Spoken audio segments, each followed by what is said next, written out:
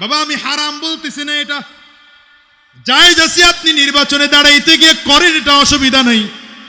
যদি আমিও কোনোদিন এমনি করে এমপি ইলেকশন করি তা আমিও এমনি খারাপ আর কি, এটা আলাদা কথা।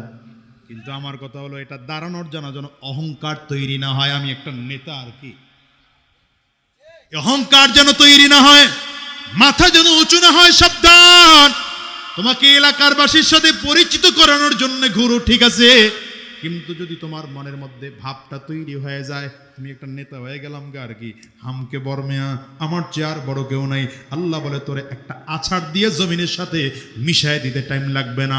দেখো নাই যিনি আসছিল উনি একবার ক্ষমতায় পাইয়া, আরে বাবা দেখে ক্ষমতায় বিশাল মজা, আবার দ্বিতীয়বারেও ঢুকছে, ঢুকে দেখে আরো মজা, আবার তৃতীয়বারে বসছে, মাশাল্লাহ বৈশা দেখে মজাই আর মজা, এটা তো বিশাল টাকা পয়সা খাওয়া যায়, দেশের টাকা পাচার করে বিদেশ পাচার করা যায়, টাকা পয়সার অভাব নাই। এবার আর লোভ সামলাইতে পারে নাই, 24-এর নির্বাচনে কয় কাউরে লাগবে না, ডিসিরা খালি আম করে ঘোষণা দিয়ে এমপি বানায় দিব। আল্লাহ কয় ক্ষমতা নিয়ে দেখি না কয়দিন টিকে থাকতে পারো। অল্প দিন পরেই ছাত্ররা নেমে গেল, দুপুরের খানা পাকানো ছিল, না খাইয়া মামার বালি পালানো লাগলো।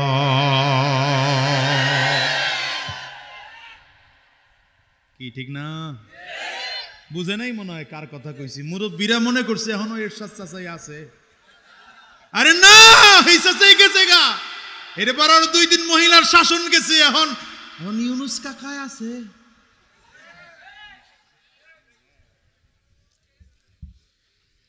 আল্লাহ, এই পয়গম্বর সুলাইমান আলাইহিস সালাম গোটা পৃথিবীর মধ্যে সবথেকে বড় ক্ষমতাধর বাদশা, জিনরাও তার কথা, জিনদের মুআজিজা কেমন ছিল জানেন?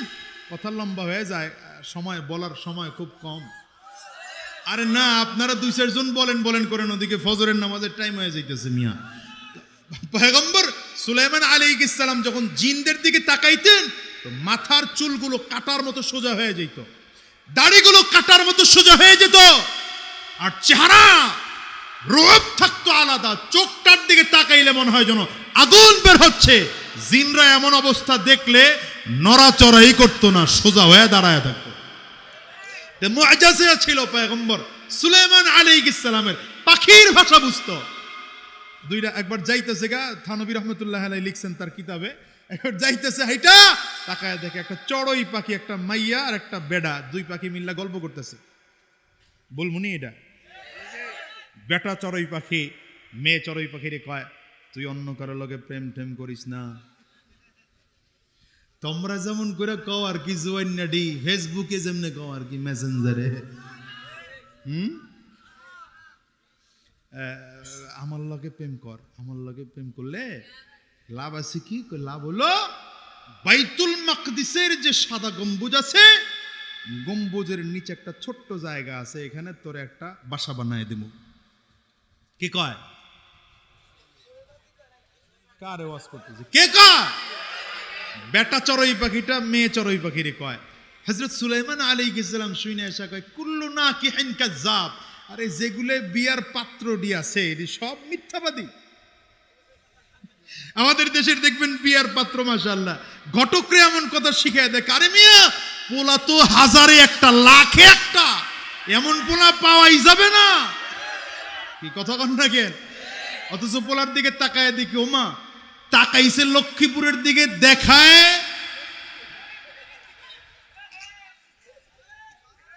আসল নাই, জোরে কর না। আর যদি মাশাআল্লাহ সরকারি চাকরি করে তাহলে তো পোলা মানে স্বর্ণের হরিণ।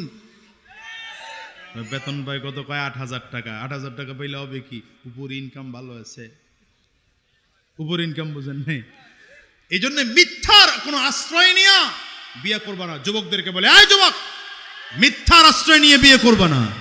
আর মেয়ের বাবাদেরকে বলবো, একেবারে মেকআপ টেকআপ লাগায়া, আধা কেজি আটা মাইখা 2 ইঞ্চি মোটা বানায়া এরপরে ছেলেগোর সামনে হাজির করাইবেন না।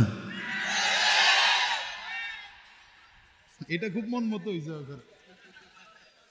তবে তগরে কয়ে যায়, এই জুয়ান নেডি যেগুলো আসোস, তগরে কয়ে যায়, রাস্তা একটা দেখলেই পাগল হবি না। নবীজির হাদিস শোনায় যায়, নবীজির হাদিস শুনেই নবী বলেন, তুনকাহুল মারআতু লিআরবাইন, লিমালিহা ওয়া লিজামালিহা ওয়া লিহাসাবিহা ওয়া লিদীনিহা। সময় কম, কেমনে কই কথা কত আমার। হ্যাঁ, কয়টা? 4টা গুণ দেখে সাধারণত নবী বলেন মেয়েকে বিয়ে করা হয়। এর মধ্যে হয়তো সৌন্দর্য দেখে, নয়তো তার বংশ দেখে, নয়তো তার সম্পদ দেখে। নবী বলেন আরেকটা আছে, সেটা হলো ধার্মিকতা দেখে। পয়গম্বর বলেন এই 3টা যদি একটু কম পাও, খুব একটা ভালো বংশের মেয়ে না, খুব নামি দামি বংশ না, টাকা পয়সাও খুব নাই, সুন্দরীও খুব না, কিন্তু মেয়েটার মধ্যে কি আছে? বলেন বলেন কি আছে? এটার নামই শুনো নাই, দিন আছে, দিন আছে, বলো। নবী বলেন এমন একটা মেয়েকে তোমার বিবি বানাইয়া ঘরে নিয়ে আসো, তোমার দুনিয়াও কামিয়াব, আখিরাতও কামিয়াব। আর এটা না বানাইয়া মেসেঞ্জারে যে টিকটক করে, এমন একজন টকটিকওয়ালা আনাইয়া ঘরে ঢুকাইবা, নবী বলেন তারিবাত ইয়াদা, তোর দুনিয়াও শেষ হবে, আখিরাতও শেষ হয়ে যাবে। আজকের যেহেতু অবিবাহিতর সংখ্যা বেশি দেখতেছি, আপনারা আবার কই না, এই জন্য এগরে শুনে যাইতেছি আর কি। আল্লাহ জাতিকে হেফাজত করে বলেন আমিন। অবৈধ সম্পর্ক থেকে যুবকদেরকে হেফাজত করুন বলেন আমিন। তো পয়গম্বর সুলাইমান আলাইহিস সালাম পাখির ভাষা বুঝতেন, এত বিশাল বড় বাদশাহ, কিন্তু নিজের সিংহাসনের মধ্যে যখন বসতেন এমনি কইরা হাতটারে উঁচা কইরা না, নিচু হইয়া আলাদা করে তাওয়াজু বিনয়ের সাথে বসতেন।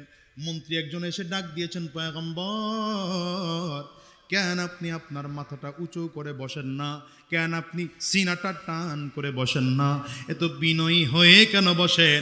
পয়গম্বর সুলাইমান আলাইহিস সালাম বলেন আমার আল্লাহ তাআলা গোটা পৃথিবীর রাজত্ব আমাকে দিয়েছেন, বিশাল সিংহাসনে বাতাসের সাথে চলার শক্তি আমার আল্লাহ তাআলা দিয়েছেন, কিন্তু আমাকে এই তাওয়াজু আর বিনয়ী একটা ছোট্ট পিপিলিকা আমাকে শিক্ষা দিয়েছে। কে শিখাইছে? কে শিখাইছে? পিপিলিকা শিখাইছে। এই জন্য তুমি যত বড় হও, ছোটদের কাছ থেকে শিখার অনেক কিছু আছে বাবা। কেমনে শিখাইল পয়গম্বর সুলাইমান আলাইহিস সালাম বলেন, পিপিলিকার কথা কোরআনেও আছে। এই পিপিলিকার সাথে একবার কথা বলতে গিয়ে আমার খুব পছন্দ হলো পিপিলিকার কথা।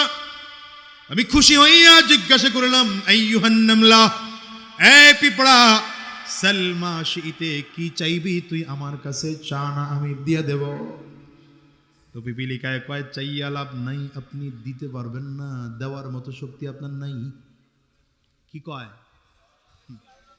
সুলাইমান আলাইহিস সালাম বলেন আনাল মালিক, আমি তো বাদশাহ, দিব না মানে দিতে পারবো। আপনাদের এলাকায় যদি ডক্টর মোহাম্মদ ইউনুস সাহেব এখন সরকারের প্রধান হিসেবে বলে কি কি চাইবেন চান, আমি দেওয়ার জন্য তৈয়ার আছি, এরকম একটা 5-6 বছরের বাচ্চা যদি দাঁড়ায় কয় পারবেন না দিতে, দরকার নাই, খালি খালি এত সাহস দেখেন, ধাক্কা খাবে না শরীরে একটু?